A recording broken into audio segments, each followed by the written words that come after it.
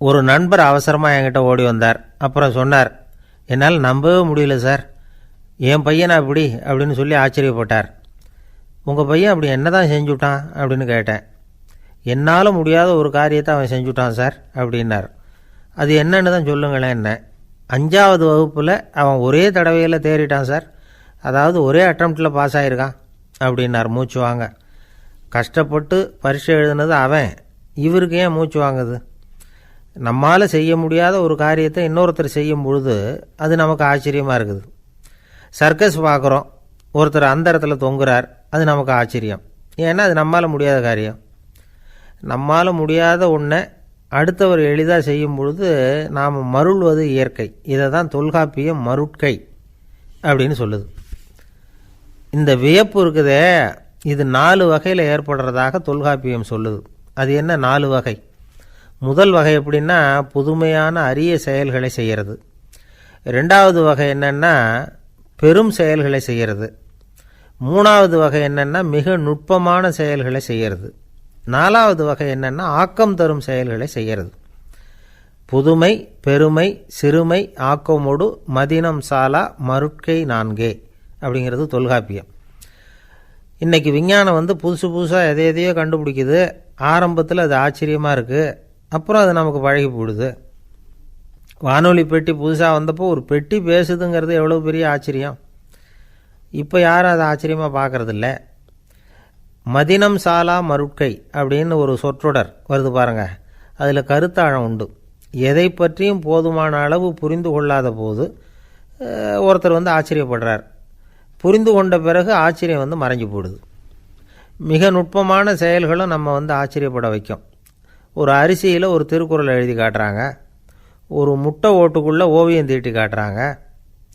கருங்கல் சிற்பங்களில் எவ்வளவு நுட்பமான வேலைப்பாடுகளை எல்லாம் பார்த்து ஆச்சரியப்படுறோம். இது மாதிரி ஆக்கப்பூர்வமான அரிய செயல்களை செய்கிறது கூட வியப்பை உண்டு பண்ணும். குப்பை கூலங்களை கூட வாழ்க்கைக்கு பயன்படுகிற பொருளாக மாற்றுகிறவர்கள் இருக்காங்க. அவர்களுடைய செயல் வியப்பு அளிக்குது. இடைக்காட்டு சித்தர் பாடின 30 நூலில் வர்ற ஒரு பாடல், ஆற்றல் பிறர் அறிதலின் அகம் கிளர்வு உறுதலின் கற்று அறி பாணர் கெழுமிய கோடலின் தோற்றம் உருகவே போற்றல் சால் வியப்பே. ஒருத்தருடைய ஆற்றல் தெரியாமல் இருந்தது, அவருடைய அரிய செயலை பார்க்கும் பொழுது வியப்பாக இருந்தது, மனசுக்குள்ள கிளர்ச்சி. பாவலர்கள் இவர்களுடைய புகழை பாடி மற்றவர்களும் தெரிந்து கொள்ளுமாறு செய்கிறார்கள் அப்படிங்கிறது தான் ஒரு யதார்த்தமான உண்மை. ஆக எல்லா வகையிலும் மக்கள் தங்களுடைய வாழ்க்கையில் முன்னேறுவதற்கான வழிகாட்டுகிற ஒரு மெய்ப்பாடு தான் வியப்புங்கிறது. இந்த காலத்தில் நம்ம எப்படியெல்லாம் ஆச்சரியப்பட வைக்கிறாங்க. ஒரு ஆளை பிடிச்சி ஜெயிலில் கொண்டு வந்தாங்க. ஜெயில் அதிகாரி அவனை ரொம்பவும் ஆச்சரியமாக பார்த்தாரான். இவன் கேட்டான், ஏன் சார் அப்படி பார்க்குறீங்க, நான் இப்போ இங்கே வர்றது உங்களுக்கு ஆச்சரியமாக இருக்குதா அப்படின்னு கேட்டிருக்கான். இதுக்கு ஜெயில் அதிகாரி சொல்லியிருக்கார், நீ இப்போ இங்கே வந்ததில் எனக்கு ஒன்றும் ஆச்சரியம் இல்லைப்பா, ஏற்கனவே நீ இங்கேருந்து விடுதலையாகி போய் 6 மாதம் ஆச்சு, இவ்வளவு லேட்டாக வர்றியே அதுதான் எனக்கு ஆச்சரியமாக இருக்குது அப்படின்னாராம். ஒருத்தர் ஒரு தவறு செஞ்சு விடுறாருன்னு வச்சுக்கோங்க, உடனே நீ செஞ்சது தவறு அப்படின்னு சொல்கிறது ஒரு வகை. அதுக்கு பதிலாக எது சரின்னு அவர் புரிந்து கொள்ள உதவி செய்கிறது இன்னொரு வகை. இந்த 2வது வகை இருக்குது பாருங்கள், நிர்வாக இயலில் இது ரொம்ப முக்கியம். அலுவலகத்தில் வேலை பார்க்குற ஒருத்தர் முக்கியமாக தெரிஞ்சுக்க வேண்டியது என்ன தெரியுமா? சக ஊழியர்கள்கிட்ட எப்படி பழகணும், மேலதிகாரிகள்கிட்ட எப்படி பழகணும், தனக்கு கீழே வேலை செய்கிறவங்கக்கிட்ட எப்படி பழகணும், வாடிக்கையாளர்கள்கிட்ட எப்படி பழகணும், இவங்க எல்லார்கிட்டையும் செம்மையான உறவை ஏற்படுத்திக்கிறது எப்படி. இதையெல்லாம் சொல்லிக் கொடுக்குற பாடம் தான் இன்டர் பர்சனல் ஸ்கில், திறமையான உறவு அப்படிங்கிறது. எந்த வேலையில் இருந்தாலும் சரி, இந்த உறவுகளை வளர்க்கும் திறன் உள்ளவங்க சீக்கிரம் முன்னுக்கு வந்துடுறாங்க. மற்றவங்கக்கிட்ட உறவை பலப்படுத்திக்கிறது எப்படி அப்படின்னு தெரிஞ்சுக்கிட்டோம்னா எந்த ஒரு தடையையும் சுலபமாக தாண்டி செய்கிற தொழிலில் முன்னுக்கு வந்துடலாம். ஹார்வர்டு பல்கலைக்கழகத்தில் ஒரு கணக்கெடுப்பு பண்ணி பார்த்தாங்களாம். பார்க்குற வேலையில் எது மாதிரி குணாதிசயம் உள்ளவங்க வேகமாக முன்னுக்கு வர்றாங்க அப்படின்னு தெரிஞ்சுக்கிறதுக்காக இந்த கணக்கெடுப்பு. வெவ்வேறு துறையில் வேகமாக முன்னுக்கு வந்திருக்கிற பல பேரை சந்தித்து இந்த சர்வேயை நடத்தியிருக்கிறாங்க. அவங்க கண்டுபிடிச்சி சொல்லியிருக்கிற உண்மை என்ன தெரியுமா? ஒருத்தர் ஒரு வேலையில் இருந்தால் அது சம்பந்தப்பட்ட சப்ஜெக்ட் பற்றிய அறிவு 35% இருந்தால் போதுமா. ஆனால் உறவுகளை வளர்க்கக்கூடிய திறன், இன்டர் பர்சனல் ஸ்கில்லு 65% வேணும். இப்படி உள்ளவங்க சீக்கிரம் முன்னுக்கு வந்துடுறாங்களாம். அதனால் ஒருத்தருக்கு வேலை சரியாக புரியலைன்னா கூட விவரமாக மற்றவங்கக்கிட்ட பழகிறது எப்படின்னு புரிஞ்சால் போதும், அவர் முன்னுக்கு வந்துடலாம். அலுவலகங்களில் மட்டும் இல்லை, எல்லா இடங்கள்லேயும் இது ரொம்ப முக்கியம். வீட்டுக்குள்ளேயும் இது ரொம்ப முக்கியம், வீட்டுக்கு வெளியேயும் இது முக்கியம். அடுத்தவங்கக்கிட்ட பழகிறது எப்படிங்கிறத தெரிஞ்சிக்காதவன் வாழ்க்கையில் முன்னேற முடியாது. இன்றைக்கி ஆயுதங்களால் காயப்படுத்தி கொள்ளுகிறவர்களை விட வார்த்தைகளால் காயப்படுத்தி கொள்ளுகிறவர்கள் தான் அதிகம். பெரியவங்க என்ன சொல்கிறாங்க தெரியுமா? நீங்கள் இந்த பூமியில் பிறந்ததன் அர்த்தம் பூர்த்தியாகணும்னா அடுத்தவங்களுக்கு உதவி பண்ணுங்க. அடுத்தவங்களுக்கு உதவி செய்ய முடியாவிட்டால் கூட பரவாயில்லை, ஆனால் யாரையும் புண்படுத்தி விடாதீங்க அப்படின்னு சொல்கிறாங்க. எனக்கு தெரிஞ்ச ஒருத்தர் ஒரு அலுவலகத்தில் வேலை பார்க்குறார். அவர் சொல்லுவார், எனக்கு இந்த இன்டர் பர்சனல் ஸ்கில் ரொம்ப அதிகம் சார். சக ஊழியர்கள்கிட்ட ரொம்ப சுமூகமாக நடந்துக்குவேன். என் கூட வேலை பார்க்குற ஒருத்தருக்கு ஏதாவது ஒரு கஷ்டம்னா அந்த சமயத்தில் அவர் செய்ய வேண்டிய வேலையை நான் செஞ்சுருவேன் சார் அப்படிம்பார். நான் அவர்கிட்ட சமீபத்தில் அப்படி ஏதாவது செஞ்சுருக்கீங்களா அப்படின்னு கேட்டேன். செஞ்சுருக்கேன் சார். போன வாரம் புதன்கிழமை ஆஃபீஸில் என் பக்கத்து சீட்டுக்காரருக்கு வயிற்று வலி. உடனே நான் மெடிக்கல் லீவ் போட்டுவிட்டு எங்கள் வீட்டுக்கு போயிட்டேன் சார் அப்படின்னார். ஒருத்தன் எப்படி நடந்துக்கிறாங்கிறத வச்சு தான் அந்த ஆள் எப்படிங்கிறத நாம் முடிவு பண்ணுறோம். ஆளுமைன்னு சொல்கிறோம்ல, அதுக்கு சூழ்நிலைகளை ஆளுகின்ற தன்மை அப்படின்னு விளக்கம் கொடுக்குறார் ஒரு உளவியல் நிபுணர். சரி, ஒரு மனிதனுடைய ஆளுமையை உருவாக்குகிற விஷயங்கள் என்னென்ன? பிறப்பு, வளர்க்கப்பட்ட விதம், படிப்பு, நண்பர்கள், சமுதாயம், இப்படி நிறைய உண்டு. ஆளுமையின் அடிப்படையில் சில மனநோய்கள் உண்டாகுது. அதெல்லாம் என்னென்னங்கிறத தெரிஞ்சு வச்சுக்கிட்டோம்னா நம்ம கூட இருக்கிறவங்கள அடையாளம் கண்டுபிடிக்கிறதுக்கு அது ரொம்ப உபயோகமாக இருக்கும். ஃப்ரெனாய்டு ஆளுமை அப்படின்னு ஒன்று. இந்த கோளாறு உள்ளவங்க எப்படி இருப்பாங்க தெரியுமா?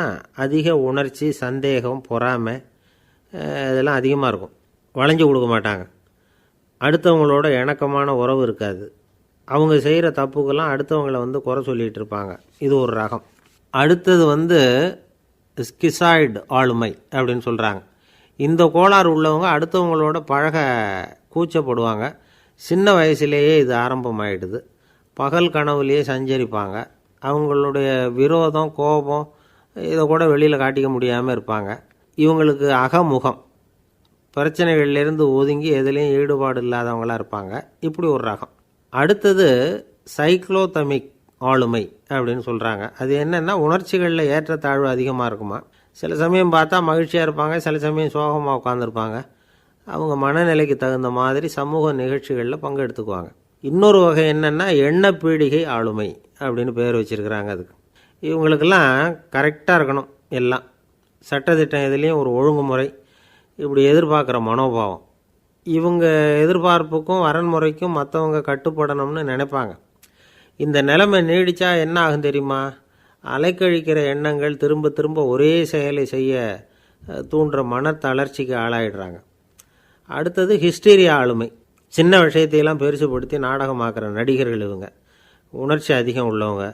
இவங்க மன எழுச்சியில் பக்குவமின்மை, குழந்தைத்தனம், முதிர்ச்சியின்மை எல்லாம் இருக்கும். தன்னலம் மிக்க குணம். பிறர் தன்னை மட்டுமே கவனிக்கணும்னு நினச்சி செயல்படுறது, இதெல்லாம் இவங்க அடையாளம். அடுத்த ரகம் எப்படின்னா வளர்ச்சியற்ற ஆளுமைன்னு சொல்கிறாங்க.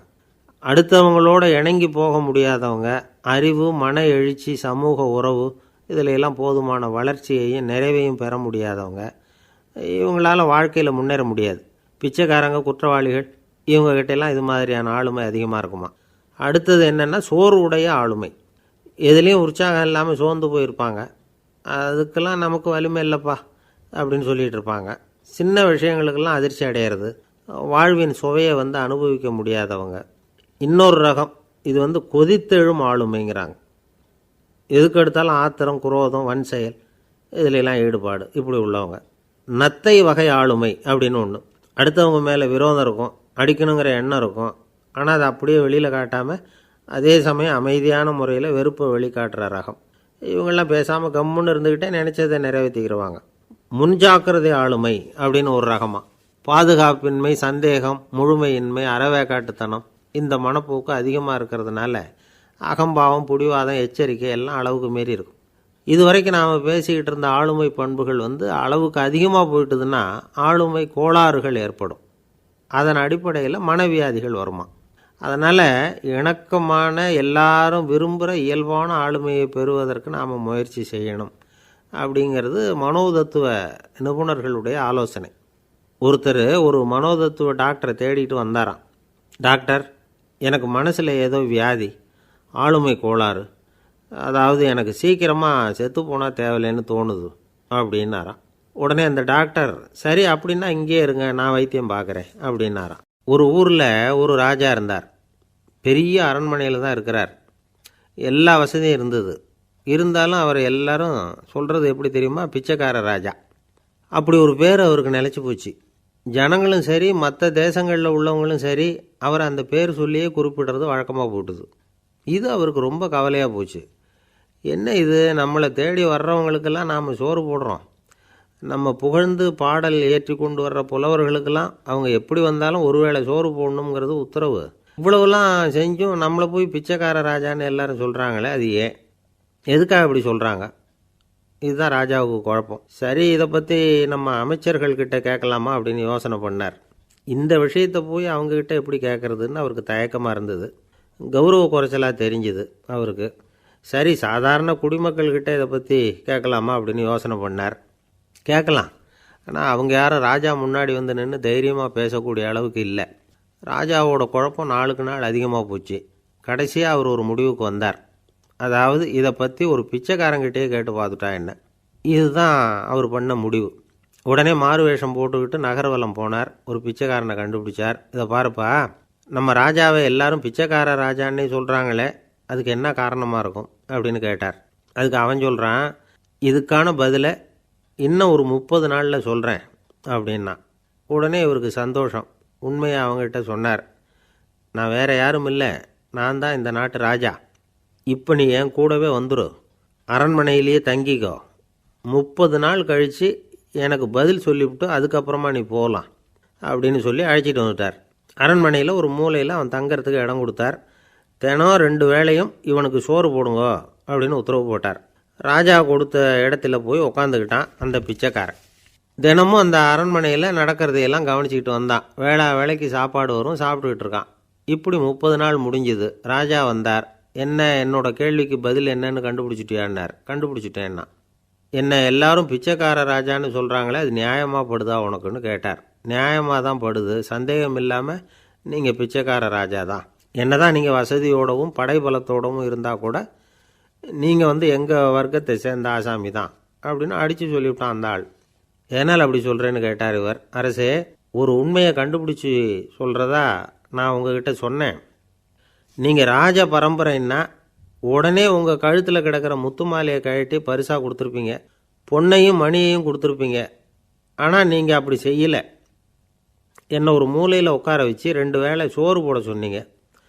உங்களை தேடி யார் வந்தாலும், யார் பாராட்டி பேசினாலும் அல்லது பிரச்சனைகளை சொன்னாலும் நீங்கள் செய்கிற ஒரே காரியம் சோறு போடுறது தான். பிச்சைக்காரனுக்கு சோறு மட்டும்தான் உலகம். உங்கள் விஷயத்துலேயும் நீங்கள் அப்படி தான் நினைக்கிறதாக தெரியுது. நல்லா கவனிங்க. எந்த ஒரு பிரச்சனைக்கும் சோறு தான் முடிவுன்னு நினைக்கிறீங்க பாருங்கள். நீங்கள் சந்தேகமில்லாத எங்களை சேர்ந்த ஆள் தான் அப்படின்னு விட்டான் அந்த பிச்சைக்காரன். அதுக்கப்புறம் தான் அந்த ராஜா தன்னுடைய தவறுகளையெல்லாம் திருத்திக்கிட்டாராம். பசின்னு வர்றவங்களுக்கு சோறு தான் போடணும், அது தப்பு இல்லை. பாராட்ட வர்றவங்களுக்கெல்லாம் சோத்தையே போட்டு அனுப்புனா இப்படி தான் பேர் வரும். எனக்கு தெரிஞ்ச ஒருத்தர் தினமும் யாராவது ஒருத்தரை தன் வீட்டுக்கு அழைச்சிட்டு போவார், சாப்பாடு போட்டு அனுப்புவார். முன்னறிவிப்பு இல்லாமல் திடீர்னு ஒரு விருந்தாளியோட வீட்டில் போய் இவர் நிற்கிறது வழக்கம். அந்த அம்மாவும் இவருக்காக தயார் பண்ணி வச்சுருந்ததை இவர் அழைச்சிட்டு வந்திருக்கிற விருந்தாளிக்கு போட்டுருவாங்க. விருந்தாளி சாப்பிட்டுட்டு போனதுக்கப்புறம் இவர் மனைவிகிட்ட உனக்கு சிரமம் வேணாம் அப்படின்னு சொல்லிவிட்டு பக்கத்தில் உள்ள ஒரு ஹோட்டலுக்கு போய் காசு கொடுத்து சாப்பிட்டுட்டு வந்துடுவார். பல நாள் இப்படி நடக்கும். ஒரு நாள் அவரை தனியாக கூப்பிட்டுக்கிட்டு போய் ஏன் இப்படி பண்ணுறீங்கன்னு கேட்டோம்.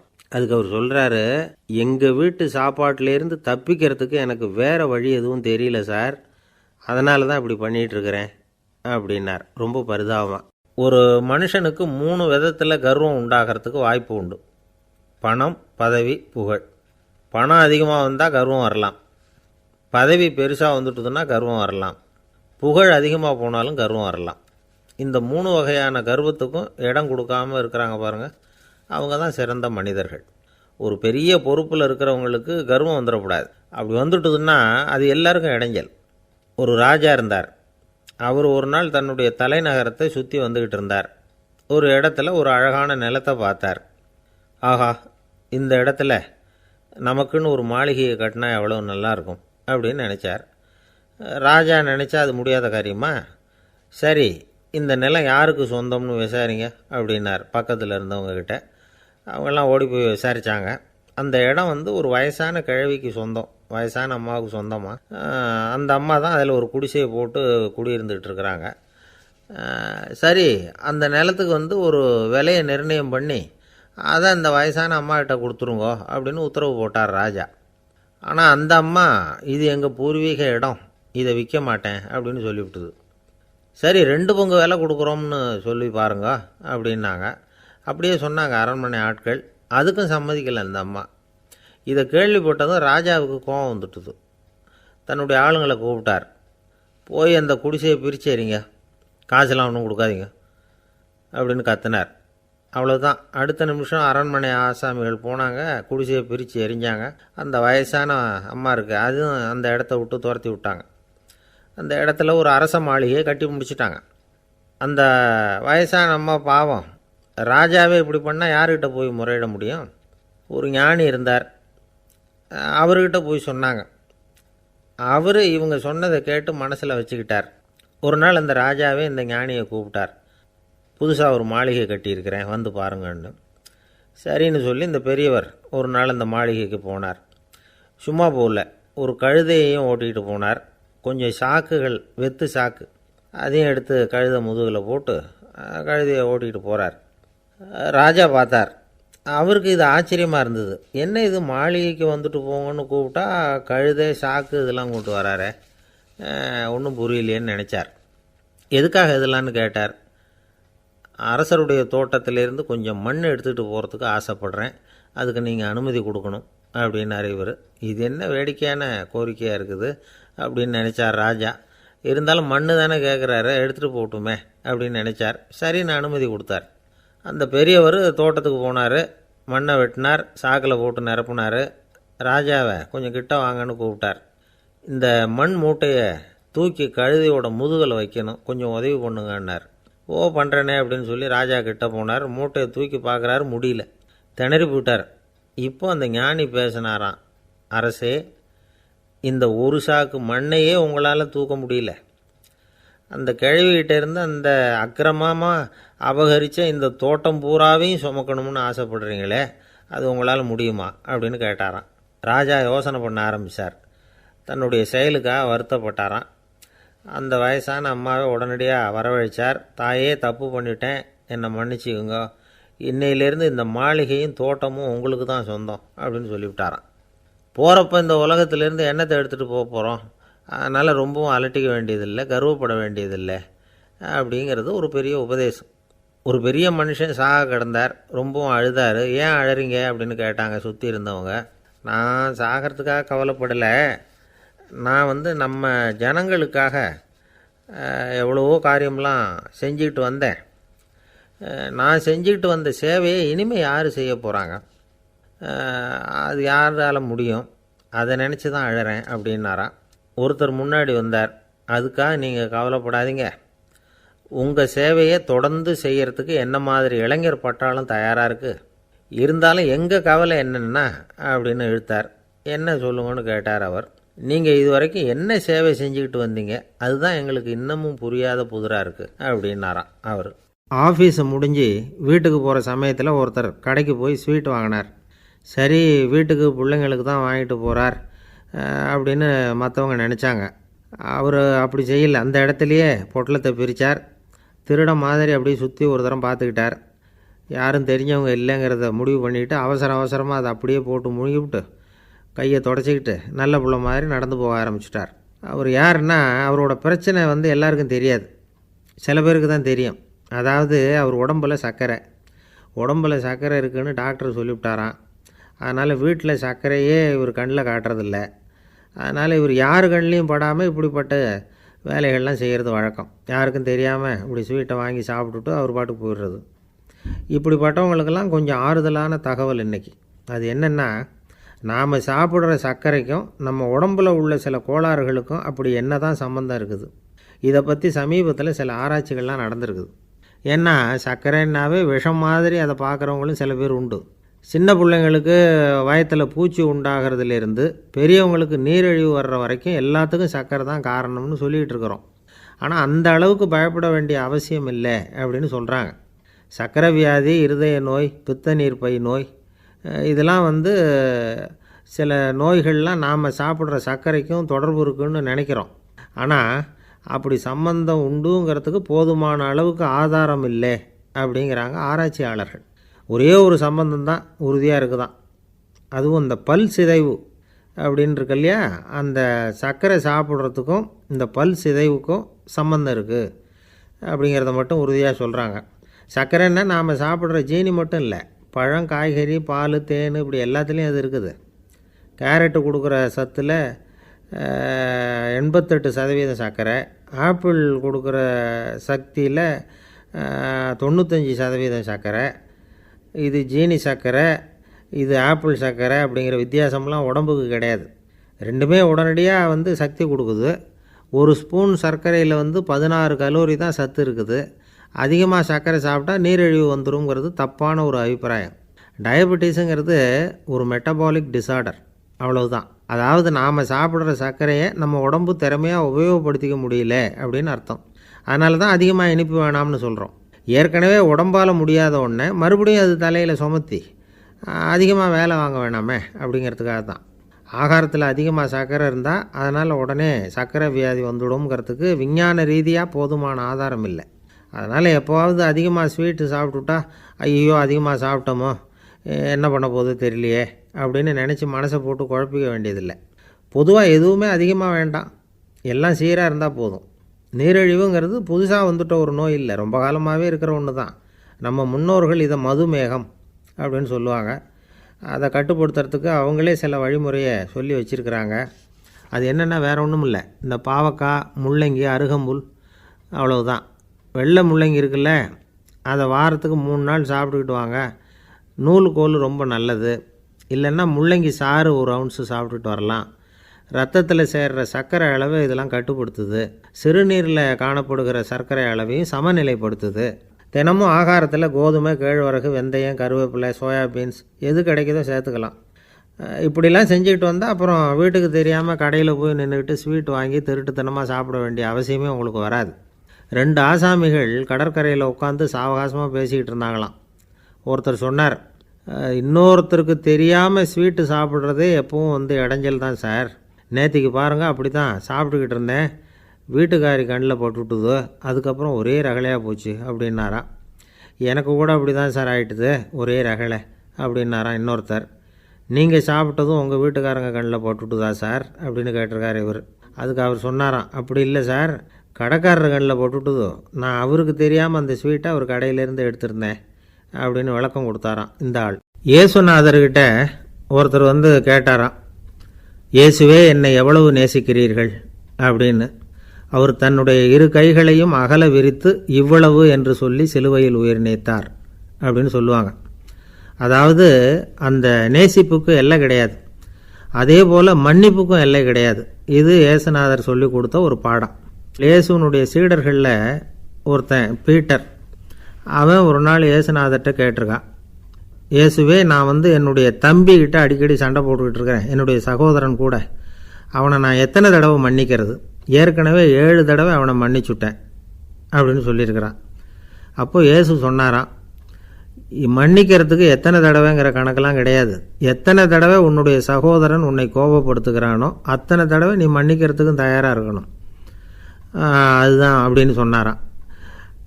அப்போ இவனுக்கு ஒன்றும் புரியல, இது என்ன அவன் தப்பு பண்ணிக்கிட்டே இருப்பான், நாம் மன்னிச்சுக்கிட்டே இருக்கிறதா அப்படிங்கிறது மாதிரி குழப்பமாக இருந்திருக்கிறான். அப்போது இயேசுநாதர் தன்னுடைய சீடன் பீட்டர்கிட்ட ஒரு கதை சொன்னாராம். அந்த கதை இன்றைக்கு நாம் எல்லாரும் சிந்தித்து பார்க்க வேண்டிய ஒரு கதை. அதாவது மன்னிப்பை விரும்புகிறவர்கள் மன்னிக்கவும் தயாராக இருக்க வேண்டும் அப்படிங்கிறது தான் அந்த கதையினுடைய தத்துவம். அந்த இயேசுநாதர் சொன்ன கதை என்னென்னா, ஒரு மன்னர் இருந்தார். அவர் ஒரு நாள் அரண்மனையில் உட்காந்து கணக்கு வழக்குகள்லாம் பார்த்துக்கிட்டு இருந்தார். நம்ம அரண்மனையிலேருந்து யார் யார் அரசாங்க கடன் வாங்கியிருக்கிறாங்க, யார் யார் திருப்பி செலுத்தியிருக்கிறாங்க அப்படிங்கிற விவரத்தையெல்லாம் பார்த்துக்கிட்டு இருந்தார். அப்போ தான் புரிஞ்சுது, அந்த அரண்மனையில் வேலை செய்கிற ஒருத்தனே அரசாங்க கடன் வாங்கியிருக்கிறான். எவ்வளவு? 10,000 பொற்காசுகள் வாங்கியிருக்கான் கடன். இந்த 10,000 பொற்காசுகளை திருப்பி செலுத்தலை அரசாங்கத்துக்கு. இது மன்னர் கவனத்துக்கு வந்தது. உடனே நம்ம அரண்மனையில் இருக்கிறவனே அரசு கடன் வாங்கி திருப்பி செலுத்தாமல் இருக்கான், அவனை கூப்பிட்டு வாங்கன்னு சொல்லி கூப்பிட்டுட்டு வந்தாங்களாம். விசாரிச்சிருக்கிறாங்க, என்னப்பா நீ எவ்வளோ ஒன்று? ஆமாங்க 10,000 பொற்காசுகள் வாங்கியிருக்கிறேன், இன்னும் திருப்பி கட்டலைன்றிருக்கான். உடனே அவர் மன்னர் சொல்லியிருக்கிறார், நம்ம சட்டத்திட்டப்படி நீ உடனே பணத்தை திருப்பி கட்டிடு. அப்படி உன்னால் கட்ட முடியலன்னா உன்னுடைய வீடு வாசல் சொத்து சுகம் எல்லாத்தையும் விற்று அந்த பணத்தை அரசு கருவூலத்தில் சேர்த்துக்கிறதுக்கு நானே ஏற்பாடு பண்ணிடுறேன் அப்படின்னு அந்த மன்னர் சொன்னாராம். இவன் அப்படியே அதிர்ச்சி ஆகிட்டான். அப்படியே பொத்துன்னு காலில் விழுந்தானா. மன்னா என்னை மன்னிச்சுங்க, என்னால் முடியல, எனக்கு மன்னிப்பு கொடுங்க அப்படின்ட்டுருக்கான். உடனே அவர் எழுந்திரிச்சு, சரி நீ மன்னிப்பு கேட்டுவிட்டேன், அதனால் உன்னை மன்னிக்கிறேன், நீ பணம் கட்ட வேண்டாம் அப்படின்னு சொல்லி அந்த மன்னர் அவனை விட்டுட்டாராம். பணத்தையும் தள்ளுபடி போட்டார், நீ திருப்பி கட்ட வேண்டான்னு. இவனுக்கு ரொம்ப மகிழ்ச்சி. அதனால் ரொம்ப உல்லாசமாக வந்துகிட்டு இருக்கிறான். தெருவில் வந்துக்கிட்டு இருக்கிறப்ப இவங்கிட்ட கடன் வாங்கின ஒருத்தன் எதுக்கு வந்துக்கிட்டு இருக்கான். அவன் இவங்கிட்ட ஒரு 100 பொற்காசுகள் கடன் வாங்கியிருக்கான். அவன் வந்தான், இவன் போய் அவன் சாட்டையாக பிடிச்சிக்கிட்டான், நீ எப்படா என் கடனை திருப்பி கொடுக்க போகிறேன்னு. அவன் இப்போ முடியல, கொஞ்சம் பொறுத்துக்கா, அப்புறம் தரேன் இருக்கான். அதெல்லாம் முடியாது, நீ கொடுத்து தான் ஆகணும் அப்படின்னு இவன் புடிவமாக சொல்கிறான். இப்போ நிலைமையை பாருங்கள், இவன் ஏற்கனவே 10,000 பொற்காசுகள் அரசாங்கத்தில் கடன் வாங்கினா அதுக்கு மன்னிச்சு விட்டுட்டார் இவனை. ஆனால் இவன் இன்னொருத்தனை மன்னிக்கிறதுக்கு தயாராக இல்லை. இவங்கிட்ட கடன் வாங்கின இன்னொருத்தன் 10 பொற்காசுகள், அவனை மன்னிக்க தயாராக இல்லை. இந்த காலத்து புள்ள ஒருத்தன் தன்னோட அப்பாவை பார்த்து சொன்னான், அப்பா நான் உனக்கு உதவி செய்யலாம்னு நினைக்கிறேன், என்ன உதவி செய்யணும்னு சொல்லு அப்படின்னா. நீ சும்மா இருந்தால் அதுவே எனக்கு செய்கிற பெரிய உதவிடா அப்படின்னார் அப்பா. சும்மா இருக்கிறதும் ஒரு உதவி தான், அது மாதிரி மௌனமும் ஒரு சமூக சேவை தான் அப்படிங்கிறார் காஞ்சி பெரியவர். நமக்கு 5 புலன்கள் இருக்குது, மெய் வாய் கண் மூக்கு செவி. இந்த 5லேயும் அதிகப்படியான வேலை எதுக்குன்னு நினைக்கிறீங்க? வாய்க்கு தான். ஏன்னா அதுக்கு 2 வேலை. இப்போ கண்ணுக்கு பார்க்குறது மட்டும்தான் வேலை, காதுக்கு கேட்குறது மட்டும்தான் வேலை, மூக்குக்கு வாசனை அறியறது தான் வேலை, உடம்புக்கு உணர்றது மட்டும்தான் வேலை. ஆனால் வாய் அப்படி இல்லை, அதுக்கு 2 வேலை. சாப்பிட்றதும் அதுதான், பேசுகிறதும் அதுதான். அதாவது வாய் ஒன்று தான் கர்மேந்திரியமாகவும் இருக்குது, ஞானேந்திரியமாகவும் இருக்குது அப்படின்னு சொல்லுவாங்க. சாப்பாட்டில் உட்காந்தா எந்தெந்த ஆகாரம் என்னென்ன ருசின்னு அறிவிக்கிற வேலையும் செய்யுது. சபையில் உட்காந்தா பாடுறது, பேசுறது, சிரிக்கிறது, இது மாதிரியான வேலையும் செய்யுது. இன்னொரு வித்தியாசம், கண்ணு காது மூக்கெல்லாம் ஸ்ட்ரெயின் பண்ணிக்கிட்டு வேலை செய்கிறதில்ல.